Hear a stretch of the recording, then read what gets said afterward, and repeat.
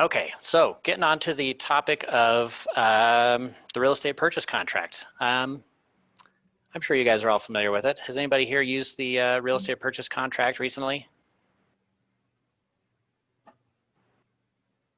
In live classes, that gets a few chuckles and a but in online, everyone mutes themselves, and then we don't get to hear them laugh at my bad jokes. All right, so so we've all been using the REPC a lot, but of course, it's always the devil's always in the details, right? So starting out, I had a transaction I was doing this last month. A little condo I was selling. We estimated that it would comps in the area were selling for about 380, and so we listed it. The sellers wanted to go high, and so we listed it at 395, and then we put it up on the market, and of course, day one, in about that price point, we got offers coming in, and we picked one that we wanted to go with. We went back and forth on it a few times, and the last counteroffer they sent us, my sellers were kind of hemming and hawing, and then we got another offer come in that was a cash offer at $5,000 higher than any other offer amount that we had, and they included $2,000 earnest money that was non-refundable at signing. Like as soon as we accepted the offer, the $2,000 earnest money was non-refundable. So of course, all of that sounded wonderful to the sellers, so they took that offer. One day later, they canceled. But the earnest money was there. So my seller got the $2,000 earnest money, magic, for one day waiting on an offer, right? That's not bad. But then it was time now to go back to some of those other offers we received and see if any of them were still interested. So I talked to the one we'd been negotiating with again, and they were still interested. I told them we were interested and that we would send them an addendum to finalize it, because why? If you're thinking through the transaction, why would I need another addendum to finalize it? Why couldn't I just accept the offer that they had previously sent, the previous counter? Because you already passed the acceptance date. Because we already passed the acceptance date, that's right. So the acceptance date on the last one was I believe either Sunday or Monday, and at this time it was now Tuesday or Wednesday that we were negotiating again. And so I go back to the seller and I say, okay, they're interested, let's go ahead and send them an addendum. And they said, well, yes, let's do that, but we just saw this one other thing in the contract we want to tweak. And it was they wanted to raise so the offer we had it had a high offer price, but it was contingent on appraisal, and the seller wanted to put in a clause that said that the low price, I believe there's a clause in there that said that the buyer would only pay a certain amount over appraisal price, something like no more than $2,000 over appraisal price. And so the seller said, well, just in case, since we don't know how this appraisal is going to come in, because my CMA came back at like 380, 85, which is where we started at, right? And they were worried it would go down that far, because we did have other offers in the 390, 400 range. So they wanted to add another clause that just said, yes, we'll only pay $2,000 above appraisal price, but no less than, I think 397 was the floor they wanted to put in there. And as I had been talking to the other agent, I thought that's well within the range that they're expecting to pay, I thought. And so I thought that was no big deal. So I sent them this addenda with that new clause in it, and the other agent was furious. And he sent me an angry email. And up until this point, I thought we were on the same page. We'd talked on the phone a couple times, we'd sent some emails, and I thought we had a good relationship. I thought everything was clear. So I immediately called him, because they sent me this angry email. And I'm like, hey, I can see you're upset. Can you tell me what's the problem going on? And there was a misunderstanding, right? So communication wise, I'm part of that communication. So obviously I had fault in whatever miscommunication it is we're having. But so he said words like, is your seller just being greedy? You know, I thought we had agreed on the previous terms. And I'm like, hold on, hold on. I thought this was no big deal. I thought this was what you said. So I see now that you are thinking differently than that. So let me go talk to my seller and see what they want to do. And he says, all right. So I go back and talk to the seller, and the seller says, nope. If they're going to be difficult, then we just want to retract our counter and we'll just go work with somebody else. So I made the hard call. I called the agent and said, hey, we're retracting our counter offer. And his response was, who is your broker? And I said, I'm the broker. And he said, okay, do you have a lawyer? And I was like, whoa, whoa. Why do I need a lawyer? And he's like, I'm going to submit you with a lawsuit. We're going to come at you with our lawyers. I'm going to submit a complaint against you to the board. And I said, well, okay. Would you mind telling me why? And his only answer was, you've been so unprofessional in this whole negotiation. And that really, well, it bothered me because I thought I made every effort to communicate with him. I had called him on everything that we talked about. You know, I didn't leave it all to emails. And in reflection later, I think I realized that he had a misunderstanding. And I believe his misunderstanding was the same thing that that Rick had mentioned. I think he didn't realize that the offer had expired. And so I believe he thought that when I called him and said, yes, we want to go with your offer, that I was giving him verbal acceptance of his contract. Now, is that appropriate? Can you give verbal acceptance of a contract?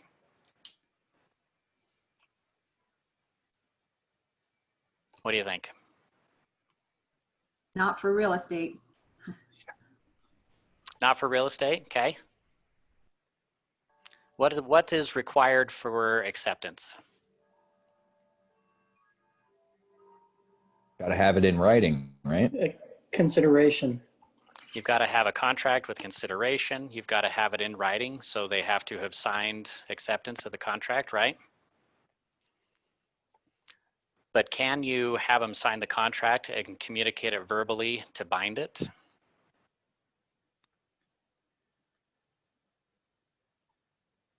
I don't think so, no.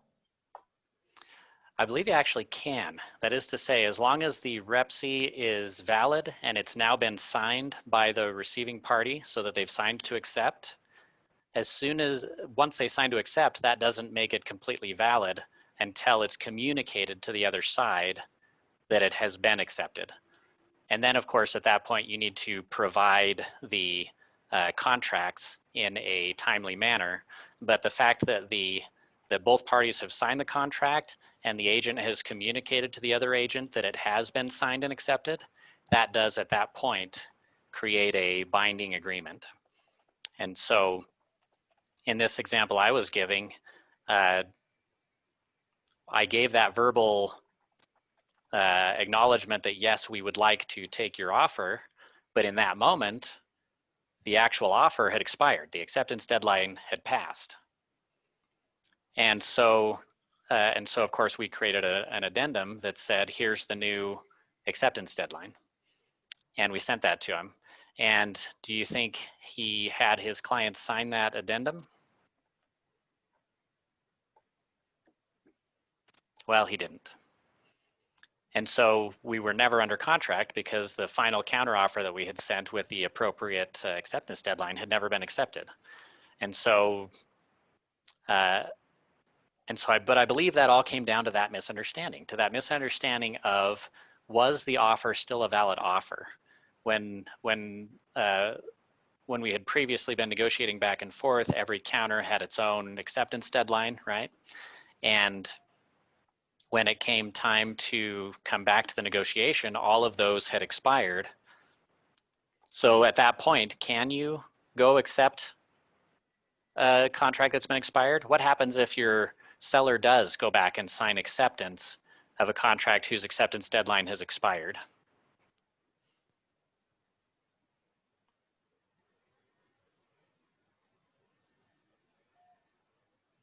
What do you think?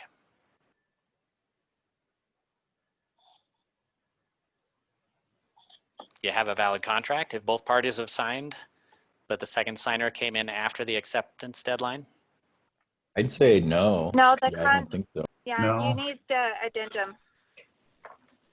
Correct, yeah. So it's not a valid contract because the contract said in its language, you have to accept by this date. So if they sign after that date, then it's not a valid contract. Have any of you seen a contract that was accepted after the acceptance deadline and then they went on anyway and completed a transaction?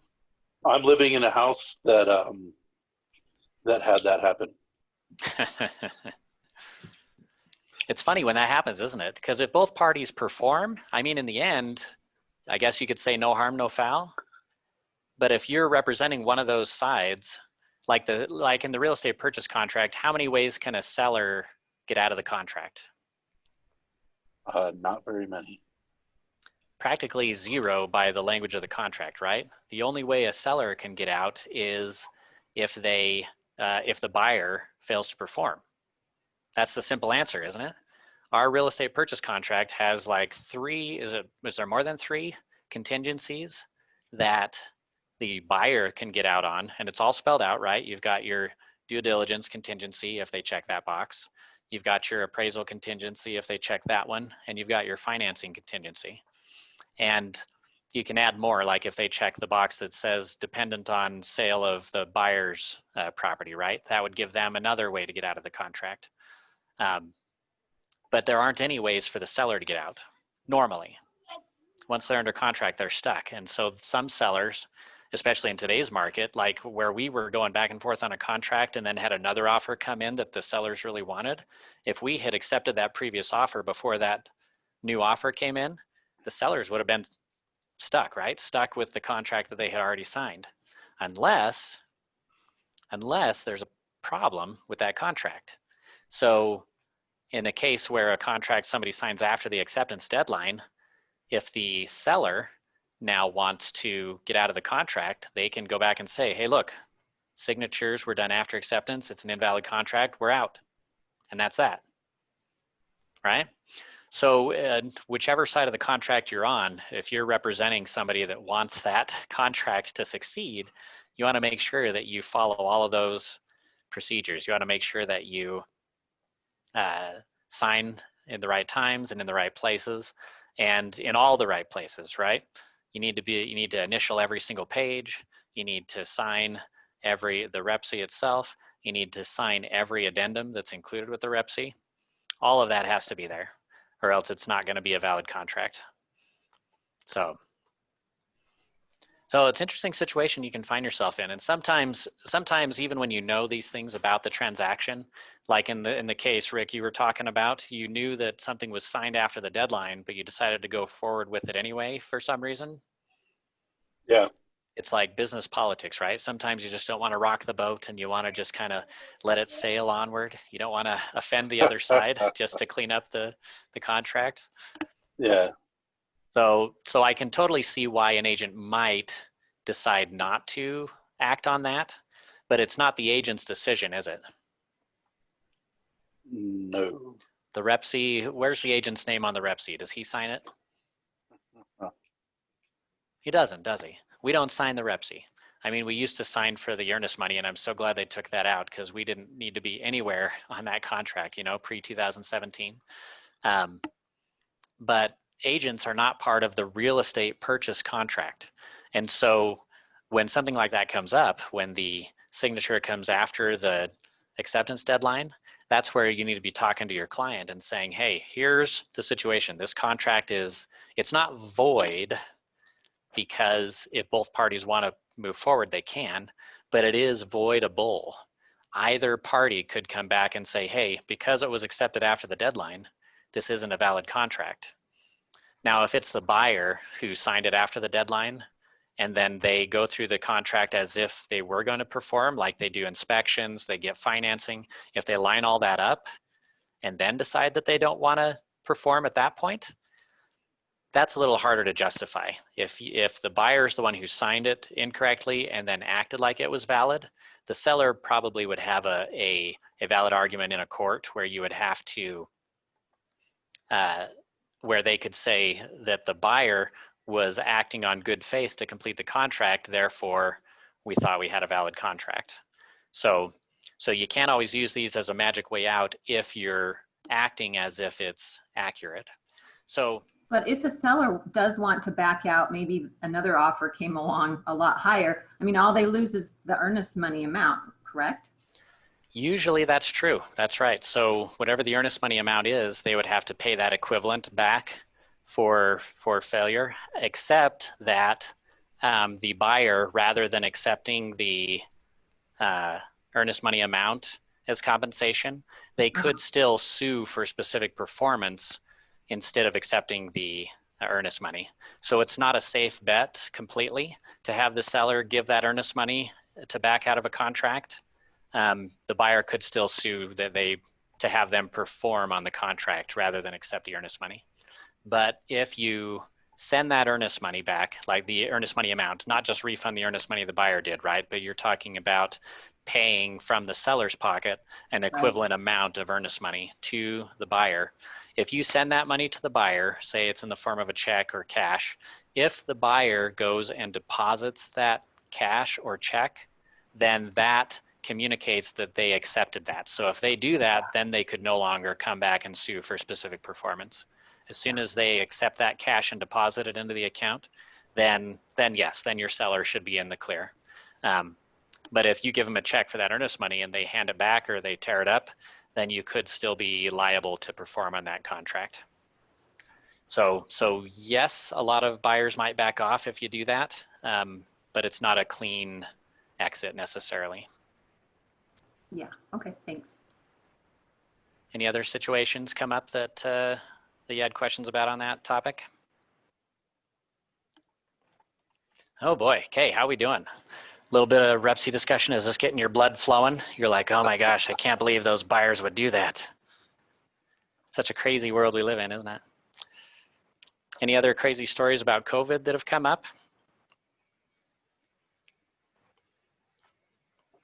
I was out showing homes with my buyers, and we were wearing masks inside every house, both me and the clients. When we would get outside, sometimes we'd take a step back and take our mask off and discuss the property and talk about it. But after I'd been showing them houses for about a week, it came the weekend, and then on Sunday, I got a text from the buyer, and they said, hey, we just found out that 2 days ago, we were with somebody who the day before was with somebody else who just barely tested positive for COVID. And so if you count that, let's see, 1, 2, I was 3 degrees from COVID. I've probably been closer and never knew it, right? But we were 3 degrees from COVID. So what do we do? Me as an agent, do I have any liability in this situation with this information?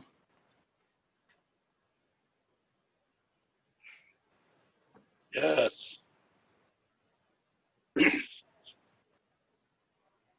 What do you think? Oh man. Did you go through and contact all of the places that you'd done showings? That's something you might have to do, don't you think? If you know that COVID has been into all those places. Yes. It's a responsible thing to do, even if it's not required, right? Right. Yeah. So in my situation, the one person tested positive for COVID, the next person in line went and got a test, and they were negative for COVID. And so this person was negative for COVID, and then next to them was my client who had been in with them, and then me after that. So when the second person tested negative, we decided that the likelihood was that we were all in the clear. And we hadn't, and this was 2 months ago now, and there hasn't been any reason to believe otherwise. So I believe we dodged a bullet there where I didn't have to go and contact all of these people. But we did, luckily, follow all those precautions all the time because you don't know when you might have been exposed. So this person, my client, had been with this person who had previously been with this person the day before we had done showings, but he didn't find that out until after we had done showings, right?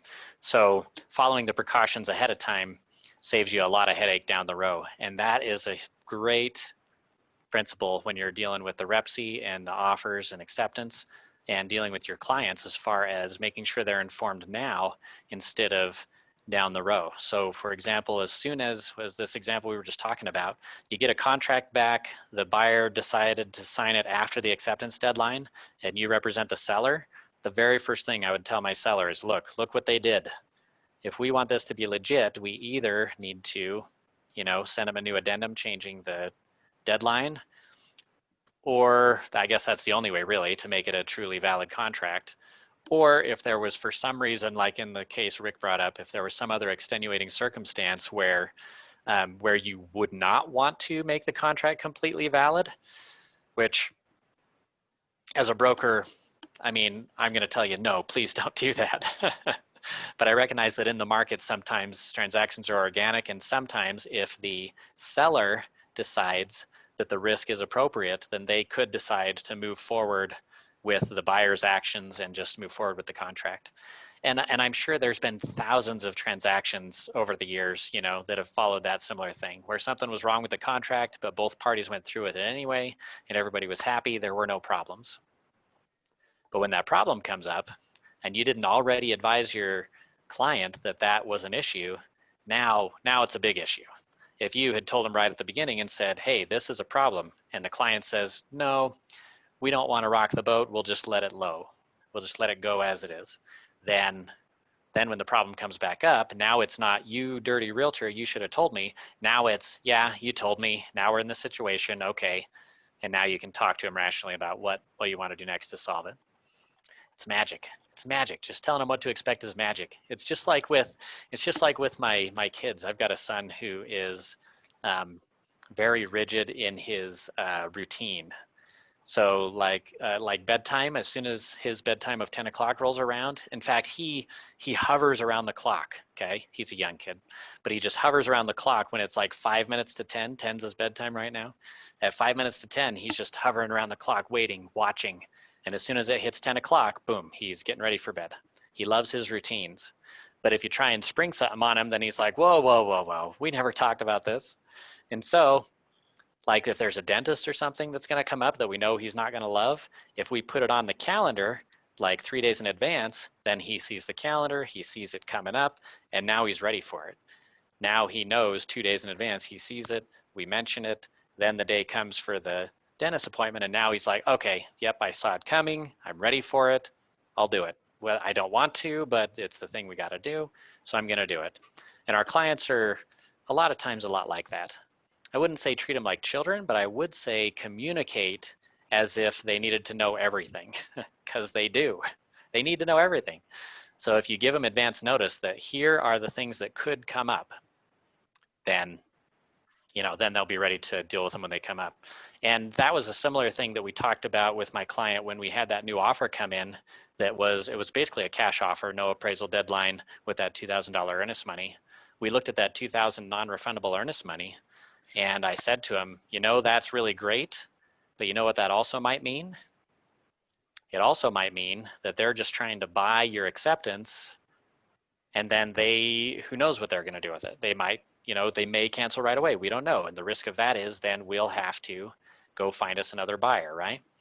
Or they could cancel because we had the due diligence deadline was, I don't remember, a week or 2 weeks out. I said, we could lose 1 or 2 weeks, right, of sale time if they back out. You'll get that $2,000, but you'll be out 2 weeks of sale time. What's more important to you? Do you want the $2,000, take the risk? Or would you rather be secure that your home is going to sell since you're buying this other property and you need to get this money to do that? So, but explaining to them up front, then when a day later they called and canceled, way easier conversation, way easier conversation. Here's your $2,000 and now let's find our next buyer. Went way better that way. Now, I'm not going to profess that all my transactions I did so magically as that one. I think that one turned out pretty good in the end, despite some miscommunication with that other agent. My client got everything they needed, and I believe the other agent was fine once they realized what had happened. But it's that miscommunication that really gets you. And that's why our contract is now 6 pages long, right?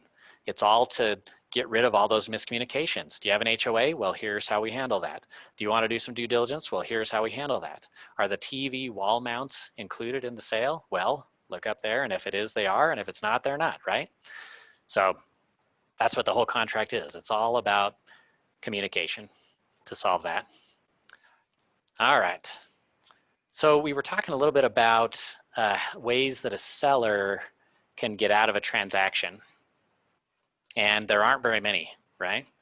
But there are a lot of little details that you got to keep an eye on, or else you could put the contract in jeopardy. So things like, did the buyer deliver the earnest money? What's the deadline to deliver earnest money for the buyer?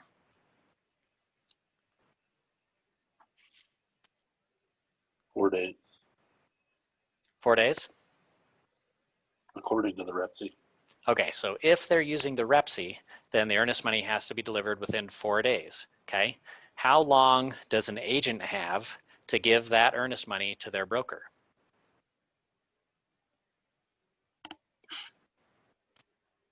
Four days. Sorta. I asked a slightly different question than you thought I asked, I think.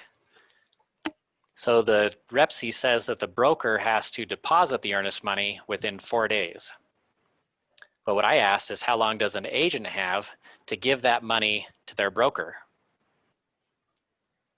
And the answer is there is nothing in the code that says how long, but every second that that money is sitting in the agent's hand is a liability. So the agent wants to get that earnest money out of their hand as fast as possible and get it to their broker, and then the broker has, just like you said, Emily, 4 days to deposit that earnest money. Now, once that earnest money is deposited, then what should you do? There's a little bit of communication that you should do if you're representing the buyer and you've collected that earnest money. Sign a receipt, give it to the buyer, send it over to the seller's agent. Yeah, exactly. So that when the seller starts to wonder, hey, do we want to get out of this contract? Hey, did they deposit the earnest money? They've already got that receipt that says, yes, that earnest money was received and signed.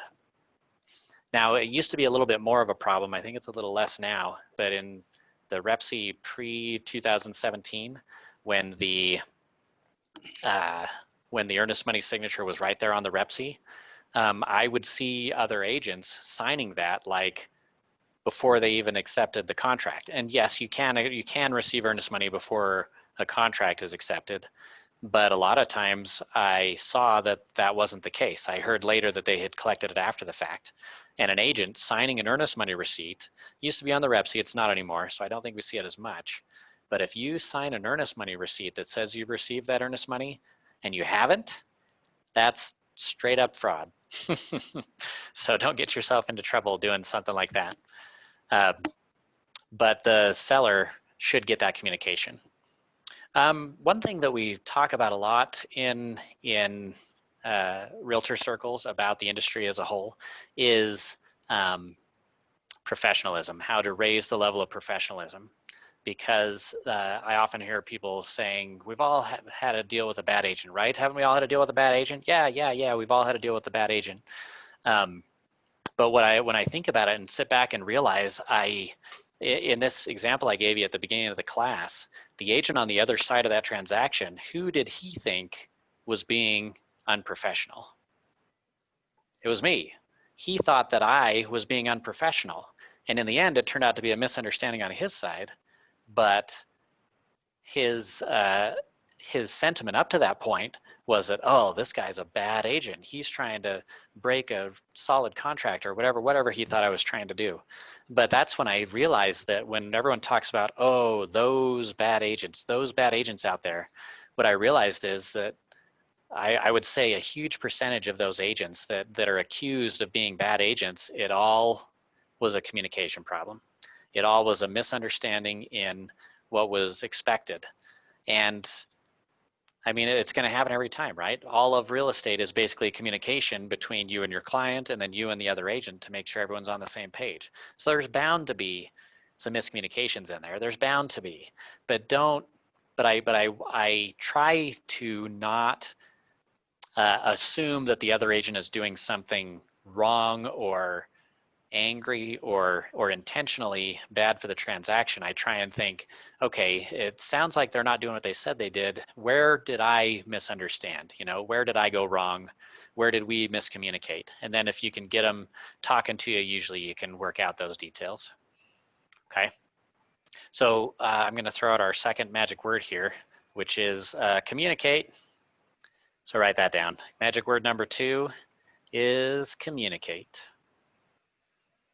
And if we're talking about raising the level of professionalism in the industry, I think that's what it basically comes down to, is if we can improve our level of communication and not stop communicating until we're more sure that we're on the same page, then I think we'll alleviate a lot of those problems that we have. Like texting. Texting is a great way to send short notes, to send short communications. Like every time I get done looking at a property with clients, I try and text the seller's agent and say, hey, we're done, in case there's no more showing, so that they can tell their seller, hey, they're done, and they know when they can come back, so they don't have to, you know, wait around to wonder if we're still there looking at the property. So quick little communications like that are perfect for text. But when negotiating prices on a purchase contract or terms on a purchase contract, sometimes a text doesn't cut it. Sometimes that written language doesn't communicate the sentiment that you're feeling or the intended purpose of the message. So sometimes you just got to get on the phone and talk to them. I'm a tech geek. I prefer to talk on my computer. I've got this. I'm not in my office, so I don't have my stylish in-ear headphones for you guys. You guys get me with the big, massive headset. But actually, this is the headset I prefer to use because I have tiny little ears. So the little headphones that go inside your ear, they just wiggle, they fall out on me. So I love this because I get the good sound and I get the nice microphone so that you guys can hear me clearly. And it's wireless. I love my wireless giant headphones. Just magical. But I've actually got my text messages hooked up to my computer. I've got, of course, my email hooked up to my computer. I even have my phone calls routing through my computer, so I can use my computer headset to take my phone calls when I'm in the office.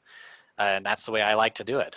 But when you're communicating with somebody, and that was magic word number 2, communicate, you got to get on the phone and talk to them. Sometimes face-to-face even. Sometimes you got to do that. But from a legal standpoint, if the agent on the other side threatens you with legal action, that's about the time to maybe pause communication with that individual and maybe escalate to their broker and say, hey, looks like we've got a miscommunication here. Because once a lawsuit is pending, everything you say can and will be used against you, right? But I'm not really a fan of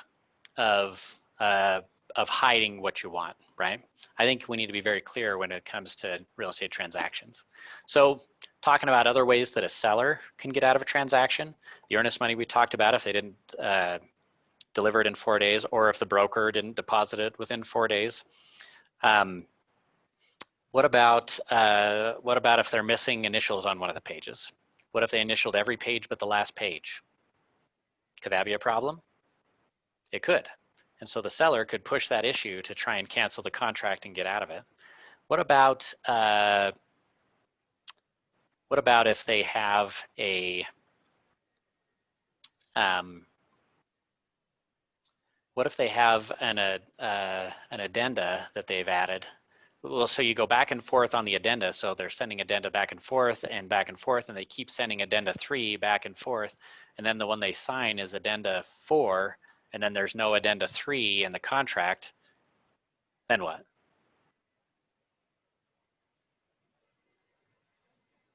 It creates confusion, right?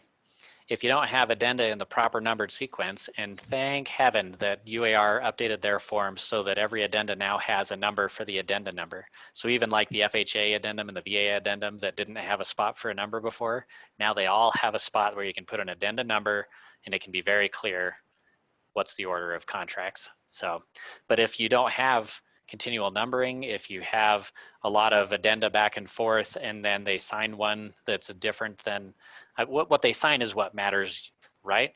Except if it creates confusion. If it creates confusion, then there's a possibility that that they could sue to get out of the contract.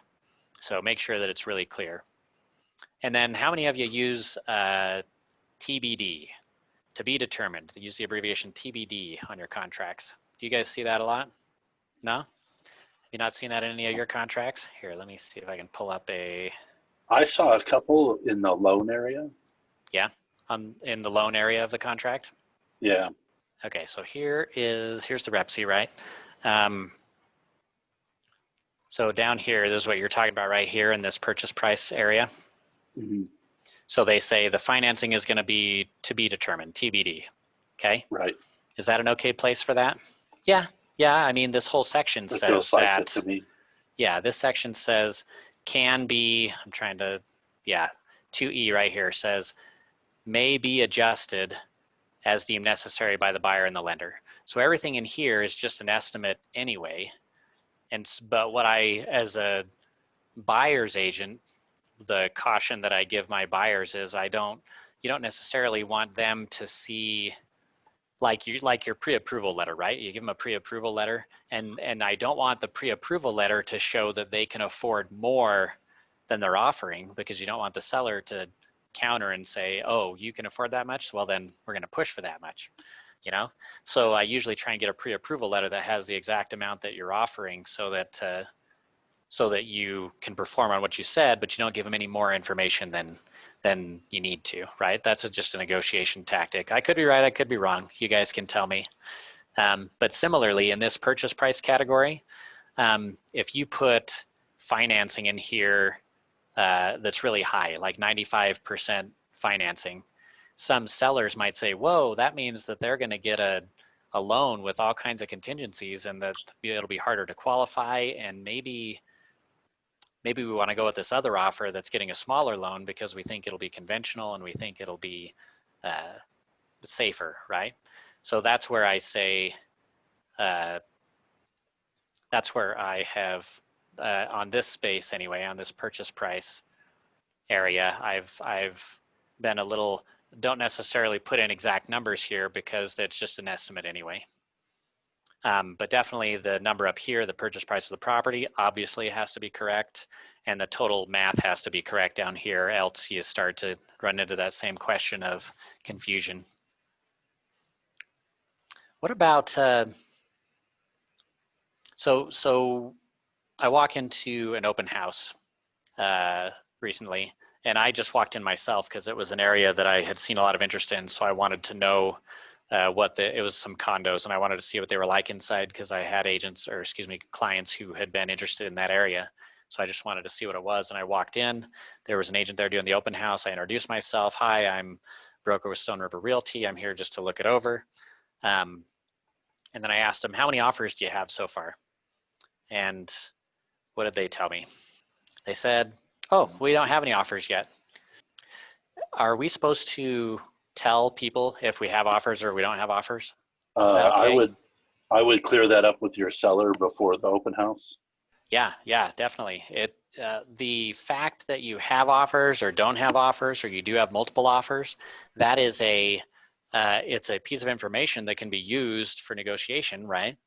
And so you need to talk to your seller and just have them decide whether they want you to let people know if there's offers or not. So like, what if you don't have any offers? What does that mean? It could mean that there's a problem with the property, and it could be a red flag to people. Or if you say you have multiple offers, what could that mean? It could mean that it's a popular property, but it could also be a turnoff for some clients who don't want to fight over multiple offers to get into a property.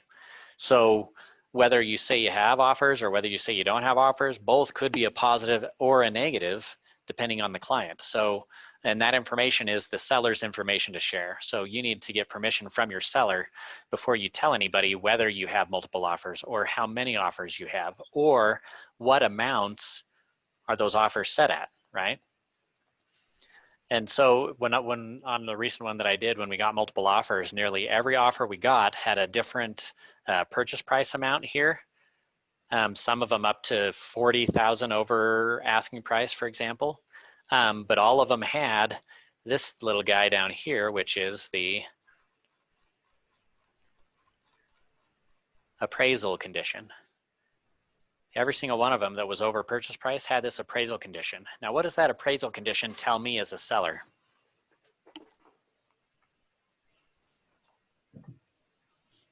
That there's still a chance you're not getting that money, no matter how high the offer is. Yeah. It says that that offer amount has a big old asterisk on it, right? That amount might not be what the buyer is actually willing to pay. And I believe that's what turned out to be the case in the example I gave earlier. I believe they had given a high offer amount with an appraisal contingency, hoping that they would get a low appraisal and be able to pay less for the property. But they thought they could rope us in with that high dollar amount. And then when we came back and said, well, how about we set the minimum at this amount? That's when their radar went off. And that's when we realized that we weren't on the same page, that they weren't actually willing to pay the purchase amount that was on the contract. And isn't that crazy? Why would a client put a purchase amount on a contract that they're not willing to pay? Well, that's bad negotiation, if you ask me. But in some way, you want to do whatever you can to get your offer noticed, to the best ability of your buyer. But just make sure you're not being dishonest with it. In fact, there was a question that came up recently that said, if you have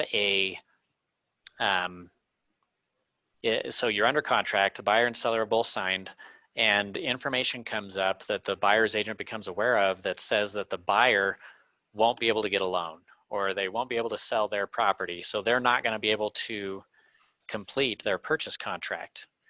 Is that material information? Does the buyer's agent have to tell the seller's agent that the buyer can't perform on the contract? Yes. Yes. They sure do.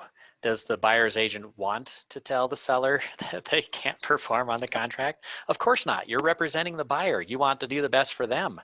But this is a case where you've got to do that. And of course, what you want to be sure that your buyer knows up front is that you do have that responsibility to communicate that to the seller.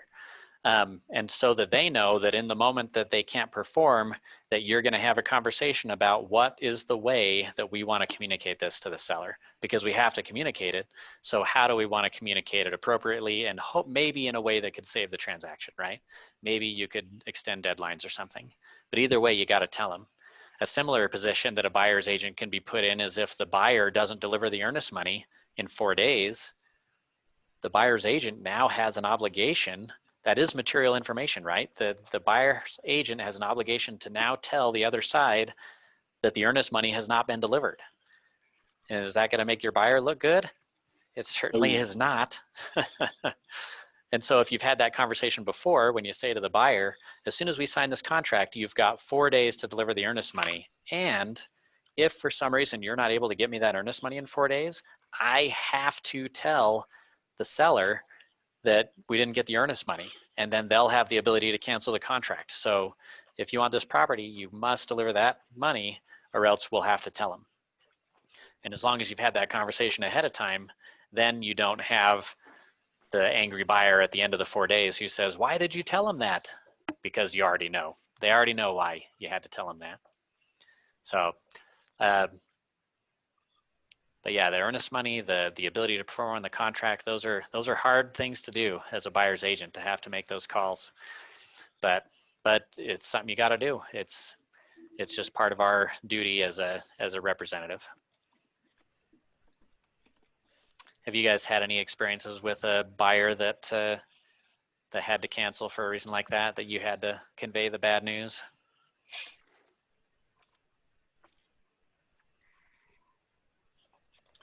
So talking about earnest money, I've had agents ask me sometimes, can I get the earnest money through Venmo? Because all my clients like to use Venmo now. So can I just have them Venmo me the earnest money? Have you guys seen that question? No. Never had that question? No. I had it once. Yeah? And what did you tell them? No. I told him no, just because I'm not sure. No, because you're not sure? That's a good, safe way to do it. Jason, did you also say no? I haven't had it come up, but I would tell them no. Yeah, why would you tell them no? I would prefer to have it in some kind of verifiable, I don't know. It's just I'm not a big fan of Venmo to start with. Yeah. I It's think kind of you like, can't, yeah, go can't ahead. commingle funds, right? You can't commingle funds. That's the key right there, really, is that you can't commingle funds. If I have a Venmo account, whose account is that? Yours. It's my account. If I wanted to take earnest money through Venmo, I would have to set up, and you could do this, set up a Venmo earnest money account for the brokerage. And as long as it's set up specifically as an earnest money account, a Venmo account is basically just another bank account. It is. I mean, it's got all the features, whatever you can send with your phone. It's just another bank account. So as long as you set up a brokerage Venmo account, then you're fine. If they send it straight into that brokerage Venmo account, that's fine. That's safe. But to have them send it to your personal Venmo account, that's no good. That is commingling. That's putting their trust funds into your personal account, and no matter how fast you move it out, it was already there. Bank records show it, you know. So what if somebody does send it to you that way? What if somehow either you told them to do it without realizing, or whatever, they send that earnest money into your Venmo account, and you say, oh shoot, I just realized that that's my personal account, and so you immediately send it out to the brokerage trust account. Now what do you got to do? You got to feel guilty. That's what you got to do. Sounds like a mess to me. What's that, Jason? Sounds like a mess to me. It is a mess.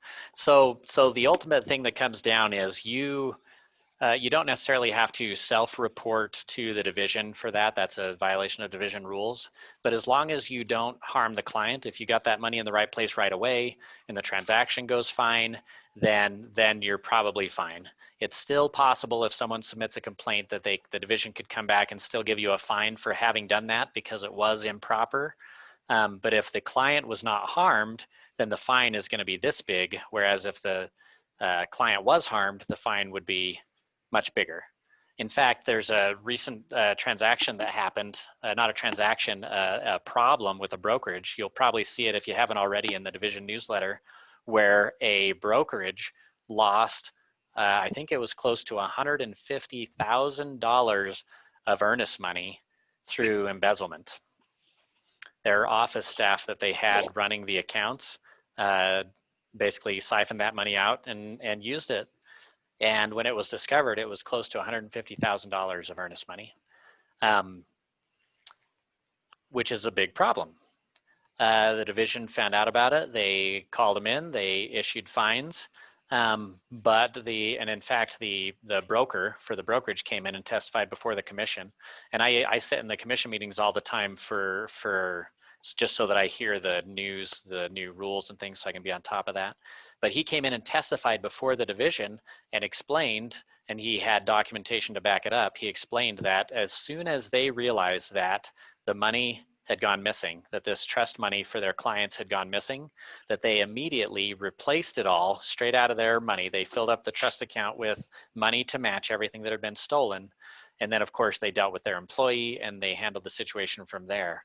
And so the commission looked at that and they said, okay, there was still improper behavior, inappropriate supervision by the broker over the trust account, over their staff, right? They allowed the staff to do this illegal activity, which hurts sometimes when someone tricks you, right? Someone tricks you and now you're responsible. Well, that's the way it is. That's why you got the broker license. That's why you got the education, the responsibility.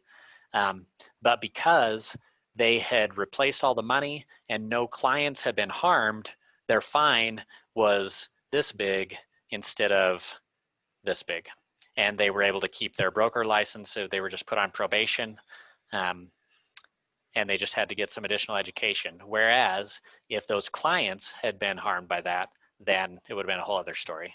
So if you make a mistake, you know, take care of your clients, and you might still get hit with a fine for breaking the rules, but at least your clients will be taken care of, your fiduciary will be taken care of, and you'll get a much lighter slap if you do it that way.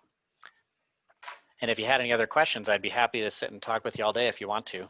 But I'm Dan Naylor. I am running for a second term of the board of directors at Northern Wasatch Association. It's been a real pleasure serving with our fine board, and I'm hoping that I can spend a little more time there to hopefully bring up the level of professionalism like I kind of talked about, and hopefully make a difference for you guys. So that's what I'm trying to do. I appreciate you coming to my class. Any final questions before we wrap up here? Thank you. Thanks. Thank you for your time. Yeah, thanks everyone for Yep, coming. I'll thank get your you. CE submitted in just a day or two, and hopefully you'll benefit from some of the things we've talked about here. That was awesome. Well, I appreciate you all being here. It was a great class. And yeah, if you want to do more classes like these, let me know. I can get more set up.